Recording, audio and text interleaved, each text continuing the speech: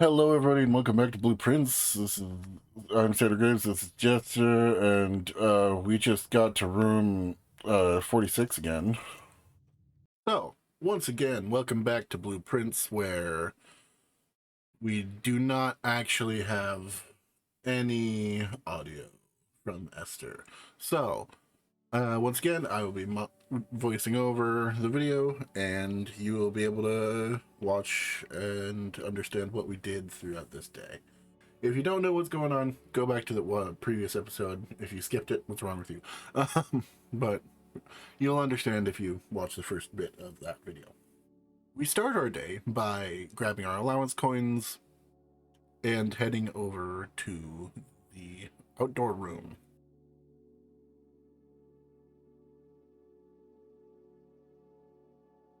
As we approach the outdoor room, we draft it. We decide to draft the schoolhouse to go for the classroom options for throughout the day.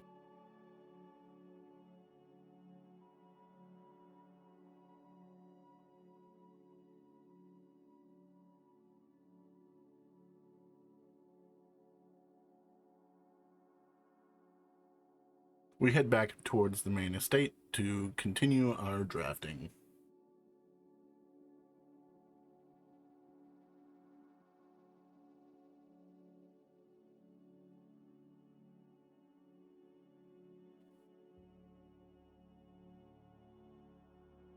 We draft towards the east first, deciding on library. Towards the north, we draft as well, choosing closet.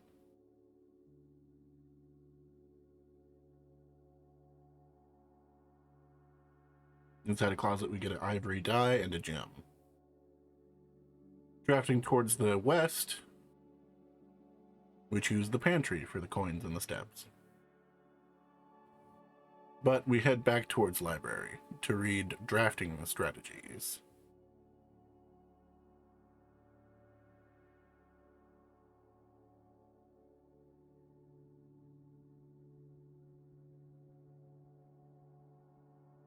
In the world of drafting, the tools an architect wields are crucial in shaping their vision and bringing their designs to life. The precision, elegance, and functionality of these instruments can have a profound effect on the drafting process and the final outcome of your project. That's why it's very important to choose the right tools to complete your drafting techniques. In this issue of Drafting Strategy, we will dive into the vast realm of inventory, bringing to light the many hidden tools of the trade that can enhance your favorite strategies and elevate your architectural ambitions to unprecedented heights. From classic compasses to T-squares to state-of-the-art software upgrades, the variety of drafting tools available to architects today is staggering. As we navigate this diverse landscape, regardless of whether you are a seasoned professional seeking to refine your toolkit or a budding draftsman searching for a basic set of instruments, the following articles will provide invaluable insights and guidance for architects of all levels. The Guiding Compass. An introduction to drafting items. Items that can affect special floor plan costs. Gems. You can't have a conversation about drafting items without starting with gems. These valuable stones allow architects to draft special floor plans. Stopwatch. A more short-term, very short-term, alternative to paying gem costs is utilizing a stopwatch to bypass any gem costs you encounter during a frantic 1-minute drafting dash. Emerald Bracelet. Of course, if you are wealthy enough to be able to afford this purchase from the showroom, this very high-end luxury item removes the gem cost of special floor plans altogether. Repellent Spray. But why remove gem costs when you could just remove the whole room? Repellent Spray can free you of that annoying floor plan for up to a week. Ivory Dice. Dice are a resource that allow you to re-roll for new floor plans while drafting. The Brass Compass, a useful drafting tool that adjusts the orientation of floor plans. If a room has another exit, it will have a high chance to lead north. Silver Key. The orientation of floor plans matters a lot less when rooms have a ton of doors. Silver Key all but guarantees that your draft will result in a room with enough doors to ensure they lead where you want them to go. The Gear Wrench. The first item that can adjust the rarity of floor plans in the draft pool. Although it only works on mechanical rooms, it's a useful tool for customizing your experience. The Ornate Compass, another luxury item from the showroom and likely the most useful drafting tool on this list. Ornate Compass allows you to rotate floor plans as you draft them, allowing you to position doors to your advantage. Workshop contraptions. Crafted from the depths of resourcefulness and innovation, contraptions are makeshift creations born from the fusion of two or more distinct tools. Through soldering, tapping, and a liberal amount of hot glue, inventors can use the workbench found in workshop to bring together disparate elements to forge something far greater than the sum of its parts. Blind experimentation is often the most rewarding avenue for true innovators. But for those crafters who need a bit of inspiration or guidance, we have included components to kickstart your creative journey. Architectural Guide Digest's Guide to Upgrade Discs. Perhaps the most exciting item an architect can come across is an upgrade disc. This floppy data disk houses a wellspring of unique architectural plans designed explicitly for a specific room. By inserting the disk into a computer's terminal, architects gain the ability to shape the destiny of a room. Guided by enticing designs contained on the disk, this myriad of options not only allows architects to craft floor plans that align with their preferred strategies, but also enables them to adapt their creations to evolving project requirements. Furthermore, the upgrade disk's array of plans ensures that no two architects will follow the same path, fostering a landscape of diverse architectural design.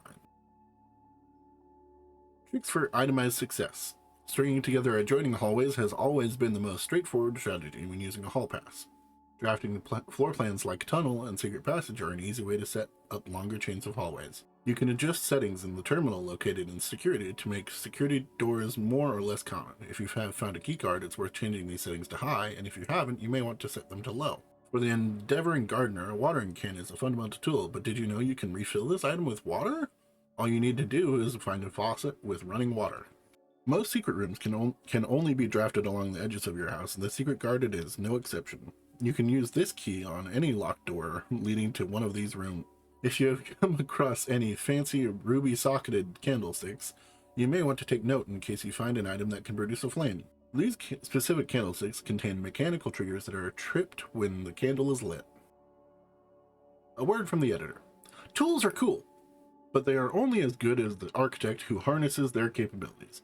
As you finish reading this issue of Drafting Strategy, I want you to open up your menu and look at your inventory. Take a moment to look at each item, and contemplate the true potential they all hold. The same potential you see there is the same potential that resides within yourself. For it is not the tools themselves that will sculpt the grand structures and monuments of tomorrow, but the deft hands and brilliant minds of architects like you. After we finish reading the book, we decide to continue on from the library.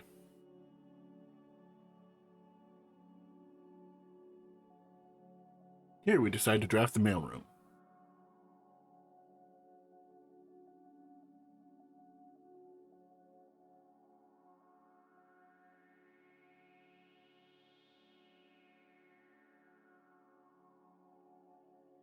Inside of the mailroom, we find more letters, and we read through them. Simon, my name is Randolph Moore. I am the lead lab technician at Cinca, and I have worked here at Mount Holly for over a decade. I was thrilled to discover you have found our humble lab and have begun to run some experiments of your own. I tend to keep an eye on the small spikes in radiation levels on the estate, as it's one of the only ways I can monitor your progress from the outside. I'll also connection to the terminal network have been disabled during your stay. There has been much speculation among the staff about the progress you've been making in the house, and were all quite excited when I reported that you have been successfully running experiments. I wanted to write to you to let you know that even though you may not see us, we are rooting for you. Best of luck on the experiments, and if you like, I'll continue sending letters with some helpful tips for you. Oh. Hey, Simon! It's Randolph again. In my last letter, I mentioned the terminal network, but it completely slipped my mind to give you the network password, so you can log into it. Even with all the site connections disabled, you should still be able to use a local network to access different house-based functions from any terminal, regardless of where it's located on the estate, which you will likely find very useful. Network password is Swan Song. Happy hunting. Thanks. Simon. Not sure if you paid too much attention to the machine in the booth in the lab, but I figured I could save you some frustration. If you've been foiling with it, this contraption is central control for power lines that run externally from the house. In the past, we've served as an emergency power source for the local community, as we have modest hydroelectric capabilities with a steam turbine. If you want to use it, you'll need to first turn on the turbine in the boiler room and utilize our steam ducts to connect the turbine to the lab. This isn't required, of course, and I can't think of any reason which you'd need to have to use the boiler to reach room 46. But feel free to play around with it should you feel inclined to experiment. Oh yeah, 9 up, 3 up, yep. In case it's useful to you, here's a rough diagram of the steam duct system. Due to the ever-changing nature of the rooms on the estate, we ended up building the duct system to be quite flexible, and if you look along the ceiling in many rooms, you will find many of them have been outfitted with steam ducts. As long as you align these rooms together in an uninterrupted string, power can be transferred from room to room, even if the boiler room and its intended destination are on opposite sides of the house.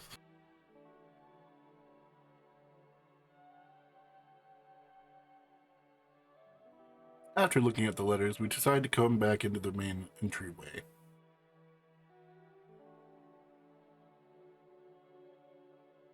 Going back into the pantry to collect our coins and our apple. And then we draft from there. We decide to choose the corridor.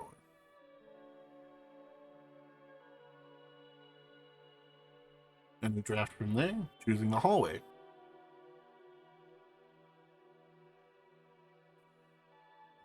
Drafting back east, we roll and take the workshop. Drafting northward, we select our first classroom. In the workshop, we once again find the broken lever handle on the table. And from here, we draft, deciding to go with the Geist bedroom for some dice.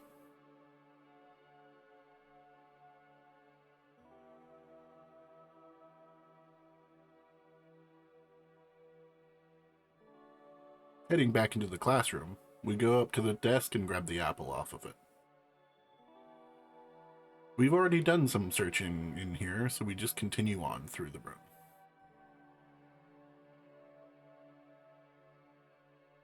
As we draft, we decide to choose gallery.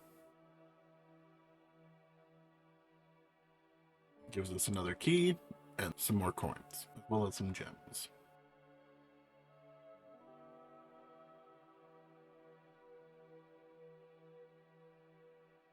Out of gallery, we draft, and we choose the den.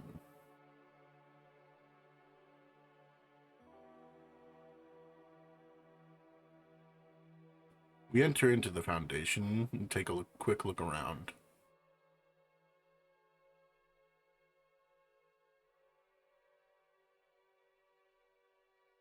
The eastward door is available with a key.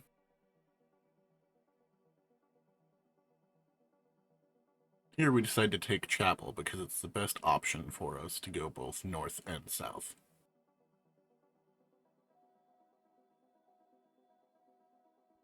Northward we draft, and we choose the classroom option. Southward, though, we draft, choosing security.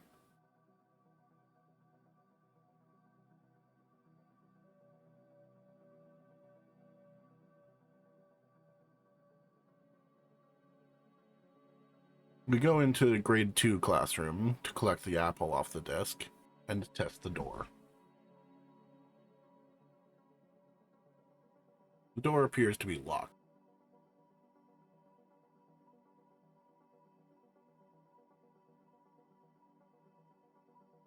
So we decide to head back towards security.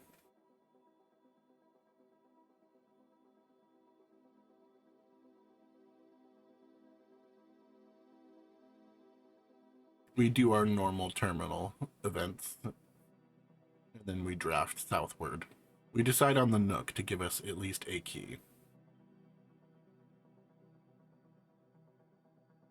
We also notice there's a trunk in the Nook room. We go back into grade 2 classroom and use the key we just got from Nook to continue onward.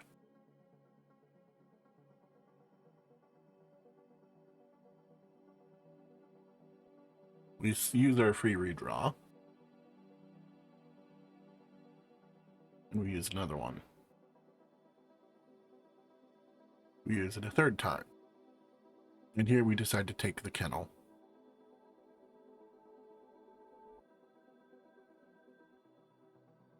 We give the dog a pet.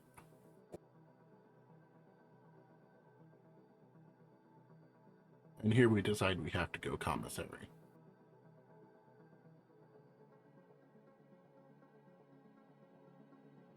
We buy the running shoes and the sledgehammer.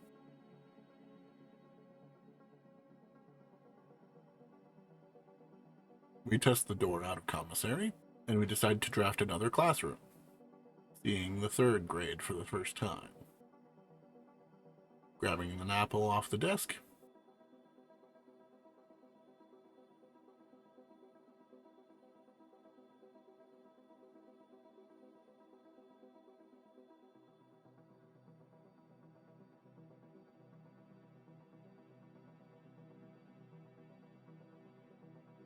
We then decide to check the door out of classroom and see it's locked. We have the sledgehammer though, so we go all the way back to the nook to see what was in the box.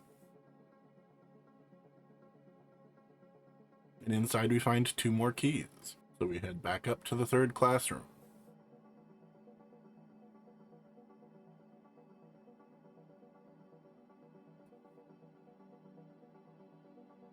And as we unlock the door, we draft it. We decide to draft the boudoir, grabbing our gem off the table and going around to grab our other gem from the safe.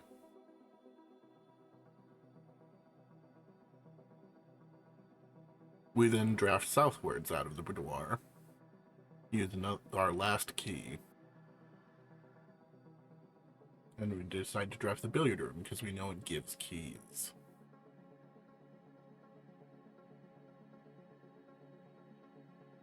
So, after some math problems,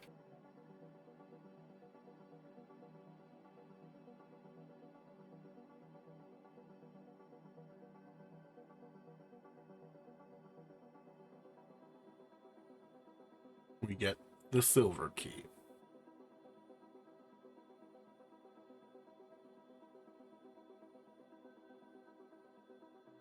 Having to use the silver key out of the billiard room, we draft the West Wing Hall.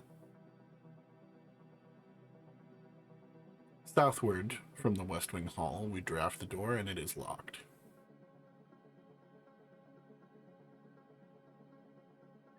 We draft the northwards door. We decide to choose the garage to get more keys.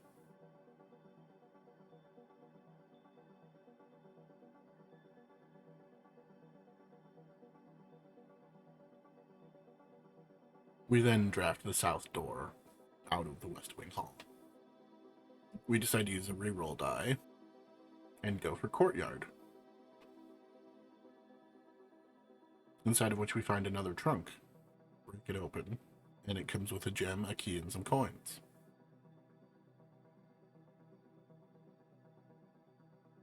Looking around, we decide to draft eastward. We decide to use another die to reroll and go for the spare green room.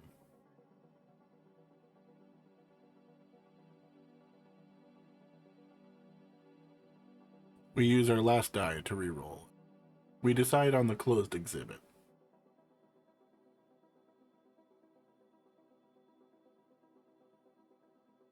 And through spare green room, we decide to use a final key.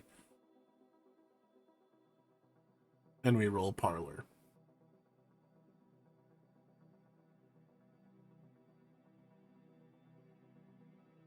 The box game.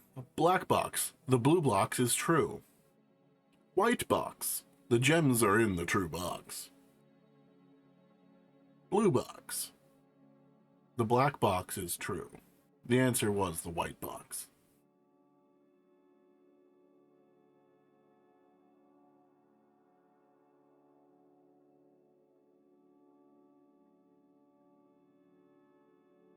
Taking a look in the closed exhibit room, we look around at the security doors and the fake people.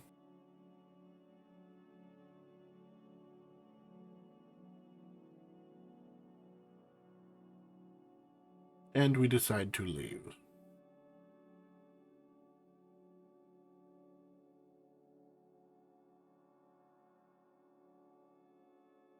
We head all the way back outside, check through the classrooms, and go back out to the schoolhouse.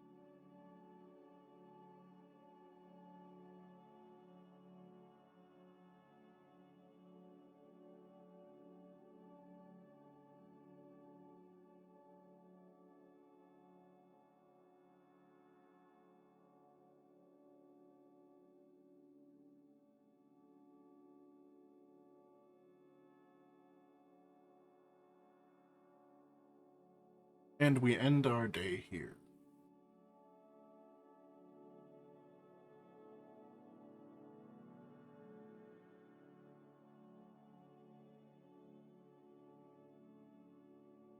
Thank you again so much for watching. We understand that these videos have been a little bit different and have not contained as much as we normally put into them. I appreciate all of you so much for watching and still pushing through. I've been doing my best to kind of provide the actual play-by-play of what we do. Unfortunately, without audio from two people, that makes it a little more funky. So again, thank you very much, and I hope you enjoyed Mount Holly Academic Museum. 3 classrooms, the gallery, and the closed exhibit. 29 rooms, 7th rank reached, 77 steps taken, and 5 found items. Thank you very much for watching, and we'll see you in the next one. Goodbye.